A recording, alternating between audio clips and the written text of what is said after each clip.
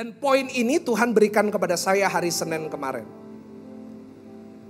Dari hari Senin sampai tadi malam, kata ini gak pernah keluar dari pikiran saya. Artinya berarti ini poin penting yang jemaat harus dengar. Berarti ada dari saudara perlu dengar ini. Dan kebetulan poin yang saya akan bawakan ini, poin ketiga, orang yang penuh dengan Roh Kudus. Ini adalah poin yang hampir tidak pernah dibahas di gereja. Waktu Tuhan kasih saya kata ini, saya ingat-ingat kembali, pernah gak saya dengar khotbah tentang ini? Saya gak pernah seumur hidup saya. Bahkan saat saya buka Alkitab, saya tanya kepada teman-teman hamba Tuhan, seperti tadi pagi saya tanya kepada Pastor Jesse Lantang. Dia juga bilang ini hampir gak pernah dibahas di gereja. Jadi artinya poin ini, Tuhan mau bicara spesifik kepada jemaat jam 4 dan jam 6, jam 8 dan jam 10 malam. 4 ibadah ini. Dan bahkan saudara yang nanti dengar rekaman ini. Apa ciri orang yang penuh dengan Roh Kudus? Yang pertama tadi mulutnya apa saudara? Yang kedua taat tanpa. Yang ketiga, orang yang penuh dengan Roh Kudus memiliki kemampuan untuk meminta maaf. Ulangi dengan saya, 1, 2, 3. Kemampuan untuk apa saudara? Pernah saudara dengar tentang ini? Kita selalu belajar tentang mengampuni. Ya gak sih? Ampunilah orang yang bersalah terhadap kamu. Tapi kita gak pernah diajar untuk minta. Sama-sama tepuk dada saudara, katakan, aku harus minta maaf. Kita buka sama-sama Matius 5, 23-24. Sebagai penutup.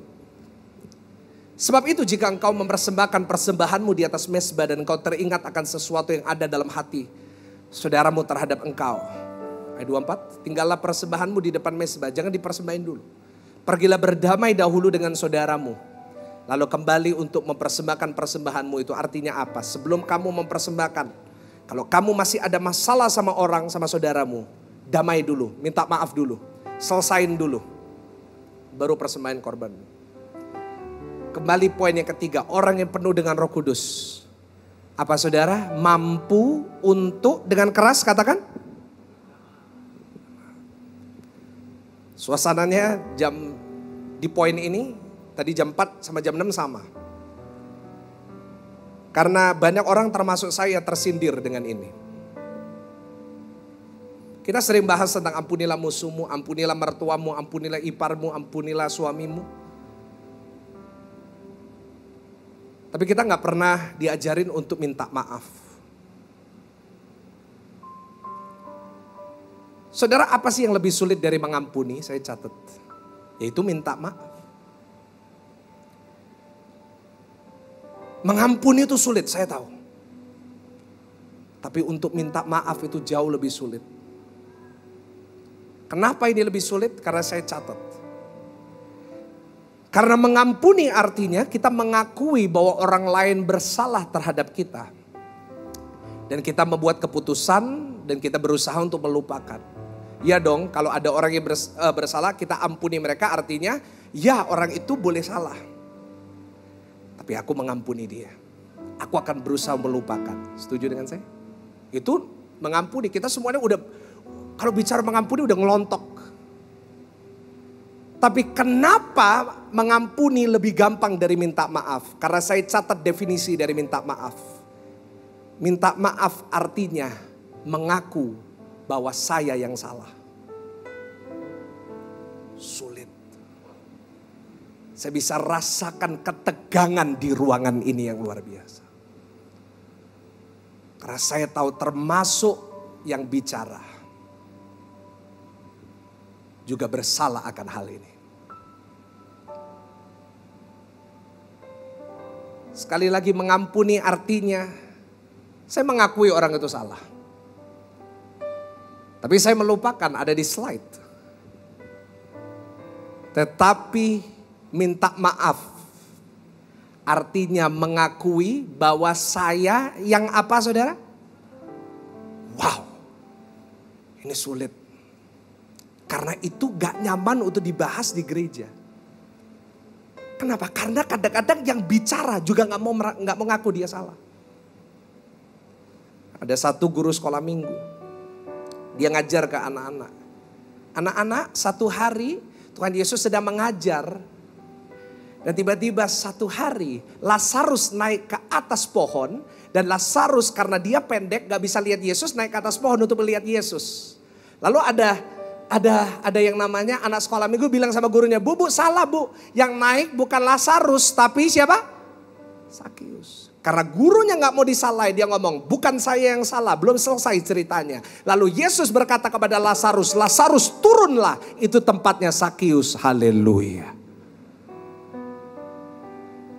Manusia tuh gak suka ngaku dia salah. Apalagi orang yang pintar bicara kayak saya, gak bisa disalahin. Di sini yang pintar-pintar bicara, gak bisa salah. Gak bisa. Dia selalu benar. Gak pernah dibahas ya. Saya juga baru sadar tadi. Gak pernah dibahas. Sulit ini. Karena itu butuh Roh Kudus untuk kita bisa ngelakuin gini. Saya catat ini tantangan terbesar orang Kristen. Ngaku salah. Boleh saudara yang berani tepuk dada saudara katakan, saya harus berani ngaku salah. Ya. Orang yang penuh Roh Kudus, saya catat pasti bisa ngaku salah. Kalau saudara orangnya gak pernah mau ngaku, gak pernah mau ngalah, jangan bilang kepada saya saudara penuh Roh Kudus. Aku sudah berkata, Pak ayatnya di mana? Pak Alkitab ngomong di mana tentang itu? Saya mau tunjukin sama saudara 3 orang di dalam Alkitab yang penuh Roh Kudus. Dan 3 orang ini punya sebuah kemampuan untuk mengaku salah. Yang pertama kita buka 1 Samuel 10 ayat yang ke-10. 1 Samuel pasal yang ke-10 ayat yang ke-10. Ketika mereka sampai ke Gibea dari sana, maka bertemulah dengan serombongan nabi. Roh Allah berkuasa atasnya, maksudnya siapa? Dan Saul turut kepenuhan serta nabi di tengah-tengah mereka. Di sini menunjukkan ada seorang yang pertama yang dipenuhi Roh Kudus. Namanya siapa? Raja Saul. Ulangi siapa saudara? Raja siapa? Yes, Saul banyak negatifnya. Tapi jangan bicara negatif dulu. Waktu dia dipenuhi Roh Kudus. Saya selalu sebutkan di perjanjian lama pun ada Roh Kudus yang berkarya. Saul ini waktu penuh Roh Kudus. Apa yang dia lakukan? Coba buka Alkitab. 1 Samuel 15 ayatnya ke-24 sampai 25. Kita buka. Berkatalah Saul kepada Samuel, aku telah apa saudara? Stop di situ aja. Ini ngapain dia? Ngaku salah. Waktu dia ditegur, waktu dia mempersembahkan korban. Padahal itu bukan tugasnya Samuel.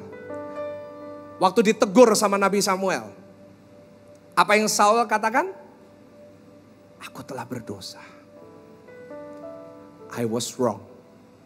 Ngaku salah. Siapa lagi? Kita buka seseorang yang kedua. Coba buka 1 Samuel 16 ayat 13. 1 Samuel 16 ayat 13. Yang pertama Saul. Yang ini saudara pasti tahu. Samuel mengambil tanduk yang berisi minyak itu dan mengurapi Daud di tengah-tengah saudaranya. Sejak hari itu dan seterusnya berkuasalah. Apa saudara? Roh Tuhan atas siapa ini? Yang kedua siapa yang penuh dengan Roh Kudus? Daud. Di mana buktinya? Buka sama-sama Mazmur 38 ayat 18. Daud penuh dengan Roh Allah, kita semuanya tahu itu. Mazmur 38 ayat 18. Sama-sama dengan keras katakan 1 2 3. Ya. Kurang keras Bapak Ibu di sini rame 1 2 3. Ya. Aku ngaku kesalahanku, aku cemas karena dosaku. Ngaku salah. Raja Daud, Raja Saul ngaku salah. Yang ketiga, Kisah Para Rasul 13 ayat 9. Kisah Para Rasul 13 ayat 9. Tapi Saulus juga disebut Paulus yang menulis Filipi, yang menulis Roma, yang menulis Korintus, yang menulis 1 Timotius, 2 Timotius. Yang penuh dengan siapa saudara? Coba buka 2 Korintus 12 ayat 13. 2 Korintus 12 ayat 13. Sebab dalam hal manakah kamu dibelangkakan dibandingkan dengan jemaat yang lain? Ceritanya ada konflik sama gereja. Dia sebagai gembala seperti saya. Selain daripada dalam hal ini, yaitu bahwa aku sendiri tidak menjadi suatu beban kepada kamu. Baca yang terakhir, 1, 2, 3.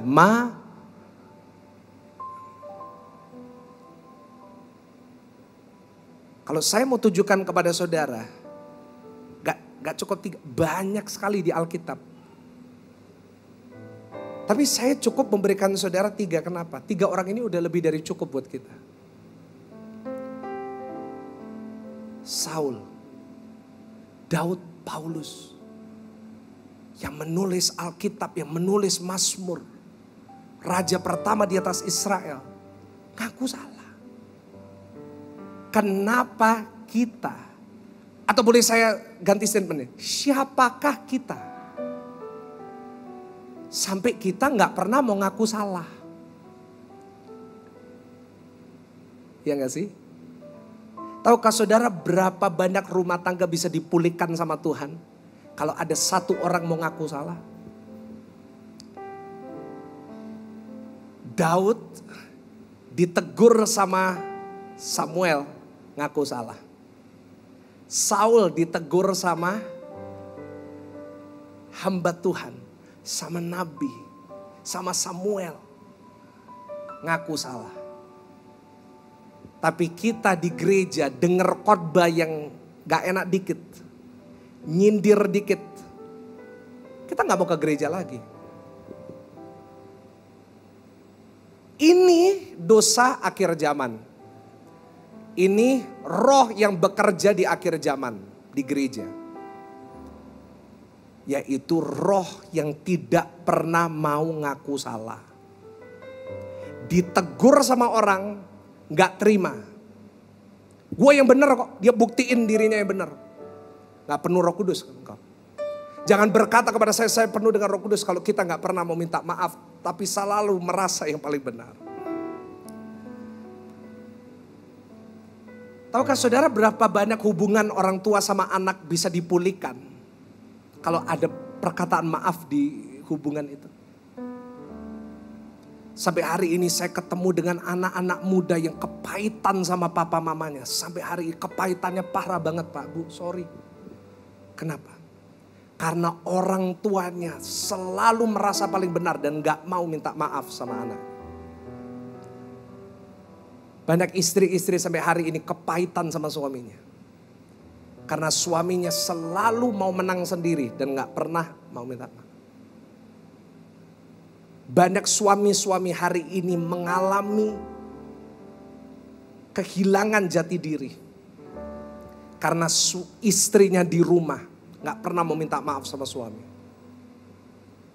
Selalu merasa dia benar dan dia menuntut suaminya untuk yang minta maaf duluan.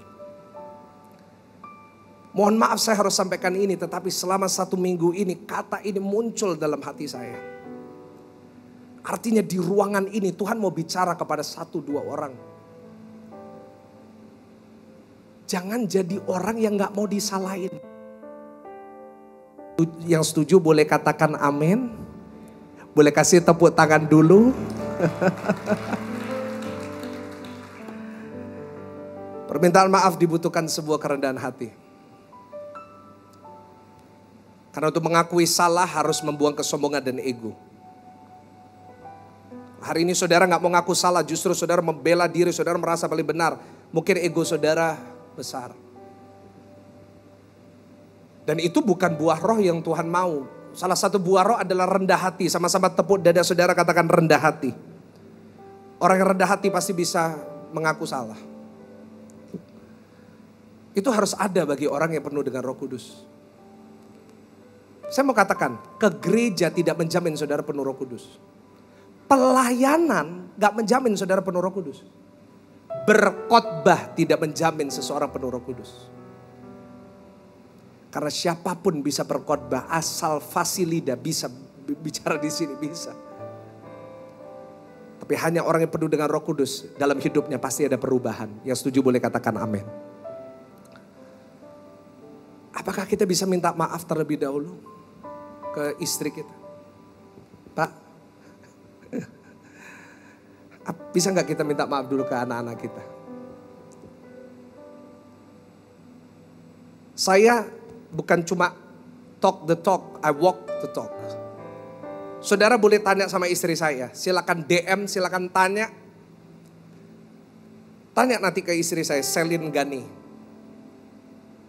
Selama saya pacaran dan menikah dengan istri saya, saudara boleh tanya.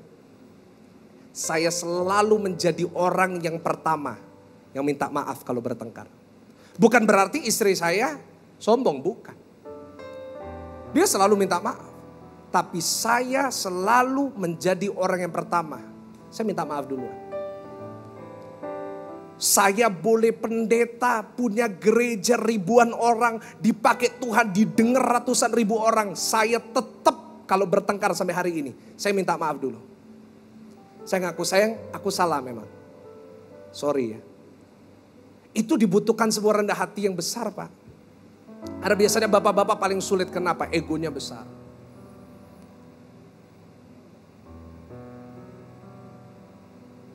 Saya catat di slide, ingat dalam setiap konflik pasti ada kesalahan dari dua pihak. Baik yang disengaja maupun yang tidak disengaja. Jangan selalu merasa benar. Saudara konflik sama orang, jangan selalu merasa saudara paling benar. Itu salah. Firman Tuhan gak pernah ngajar itu sesat. Saya catat kembali lagi, ingat dalam setiap konflik, masalah sama orang, gak enakan sama orang. Pasti ada kesalahan yang disengaja maupun yang apa saudara? Mungkin gak sengaja kita nyakitin orang. Mungkin kita gak sengaja menyinggung orang. Mungkin kita gak sengaja nyakitin anak kita. Mungkin kita gak sengaja menyakiti mertua kita. Pasti ada salahnya. Dan dibutuhkan Roh Kudus untuk menyadari itu. Saudara, saya tulis di slide. Ini gak perlu muka saya. Ini saying sorry is never a bad idea. Ulangi sama-sama dengan keras. 1, 2, 3. Saying sorry, what? Never a bad idea. Dalam kondisi seperti apapun, minta maaf gak pernah salah. Boleh saudara bertengkar di rumah tangga, bertengkar di bisnis, bertengkar di apapun. Sorry is never a bad idea. Sorry is always the best idea. Saya boleh merasa saya gak salah. Tapi orang yang penuh Roh Kudus pasti punya kerendahan hati untuk minta maaf. Yang percaya berikan tepuk tangan yang paling meriah, tepuk tangan yang paling meriah. Sebagai penutup dari poin ini, saying sorry, permintaan maaf harus disertai yang pertama dengan ketulusan. Ulangin sama-sama, ketulusan. Di rumah tulis ya. Harus tulus. Jangan, ya wes sorry. Bukan gak tulus Pak ya Bu ya. Karena gitu. Ya wes sorry, ya wes mau denger toh, sorry toh. Ya wes sorry. Ih haleluya. No, sorry harus tulus. Saya salah. Saya ngaku saya salah.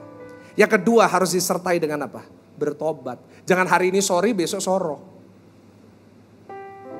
Yang ketiga harus ada perubahan. Jangan sorry. Saudara mau punya suami terus selingkuh terus sorry, besok selingkuh lagi sorry, sampai seumur hidup sorry, nggak bisa, nggak mau. Tuhan juga gitu. Kita jangan say sorry lalu kita ngulangin. Harus berubah, sama-sama katakan berubah. Dan saya percaya kalau saudara hari ini belajar untuk minta maaf. Saya gak ada waktu untuk menyuruh saudara minta maaf di tempat ini. Nanti pulang, praktek. Jangan dengan guyon. Tapi benar-benar bilang sama pasanganmu, bilang sama anak, bilang sama keluarga. Sorry kalau aku pernah nyakitin kamu. Aku salah. Tapi aku akan berusaha lebih baik. Saya percaya kalau saudara bisa lakukan itu. Rumah tangga dipulihkan Tuhan. Berkat Tuhan akan mengalir dalam hidup saudara. Yang percaya berikan tepuk tangan. Bangkit berdiri bersama-sama. Pemain musik WLC akan naik. Apa berkat orang yang penuh dengan Roh Kudus sebagai penutup? Apa berkatnya? Kalau saudara hari ini bertobat mulutnya. Kalau hari ini saudara bisa taat tanpa syarat. Yang ketiga saudara bisa minta maaf. Berkatnya yang pertama, saudara diingat sama Tuhan. Sama-sama katakan diingat oleh Tuhan. Enak gak Pak kalau diingat sama Tuhan? Enak banget. Yang kedua dibela sama Tuhan. Saudara ngaku salah, Yang bela, not yourself, but God will fight for you. Saudara minta maaf. Oke, kalau aku salah, nanti dibela sama Tuhan. Ketika disertai sama Tuhan. Firman Tuhan berkata orang yang disertai Tuhan, apapun yang dilakukan Tuhan membuatnya berhasil. Kalau saya pribadi Pak, kalau bicara tentang maaf, saya pribadi lebih suka dibela sama Tuhan daripada dibela sama manusia. Saya lebih suka dibela sama Tuhan daripada membela diri saya sendiri. Kalau membela diri saya sendiri, saya mungkin bisa kalah. Kalau saya dibela sama lawyer yang paling hebat, mungkin saya bisa kalah. Tapi kalau Tuhan yang membela saya nggak akan pernah kalah di dalam nama Tuhan Yesus. Yang percaya berikan tepuk tangan buat Tuhan. Jangan merasa paling benar. Ada 2 negara sedang perang sekarang. Kenapa? Karena dua-duanya merasa benar. Itu bisa terjadi dalam rumah tangga saudara juga. Kalau suami istri sama-sama merasa paling benar, gak akan pernah ada damai di rumah tangga itu.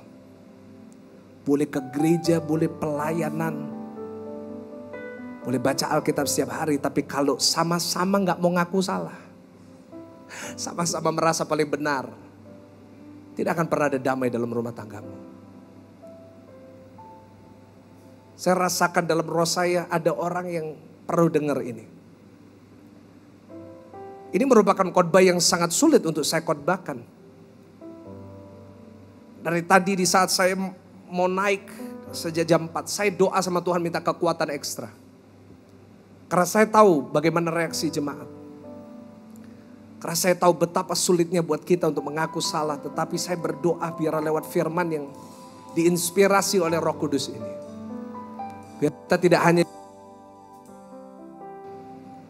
kita nggak hanya jadi pendengar yang mencatat, yang foto, yang share. Tapi kita ngelakuin firman ini dalam kehidupan kita. Kita berdoa. Tuhan, hamba-Mu berdoa buat setiap jemaat-Mu di ruangan ini. Hamba-Mu tahu ini tidak mudah. Tetapi Engkaulah Tuhan yang mengirim penolong bagi kami. Untuk kami bisa melakukan firman. Bapak Ibu Saudara, Tuhan gak pernah janji hidup ini pasti enak terus. Kadang-kadang kita harus ngelakuin apa yang kita gak mau lakuin. Kadang-kadang kita harus merubah apa yang gak berkenan sama Tuhan. Dan perubahan itu selalu sulit. Tapi hari ini kalau engkau mau menyerahkan diri saudara kepada Roh Kudus, saya yakin dan percaya tidak ada satupun di ruang ini yang diluputkan dari berkat Tuhan yang Tuhan lahirkan dari Roh Kudus. Hamba-Mu sudah selesai berbicara, tapi Roh Kudus terus berbicaralah kepada kami. Jadi penuntun hidup kami dan mampukan kami untuk ngelakuin apa yang baru kami dengar. Di dalam nama Tuhan Yesus, mari jemaat Tuhan yang mau belajar rendah hati, mari sama-sama kita katakan amin. Silakan duduk.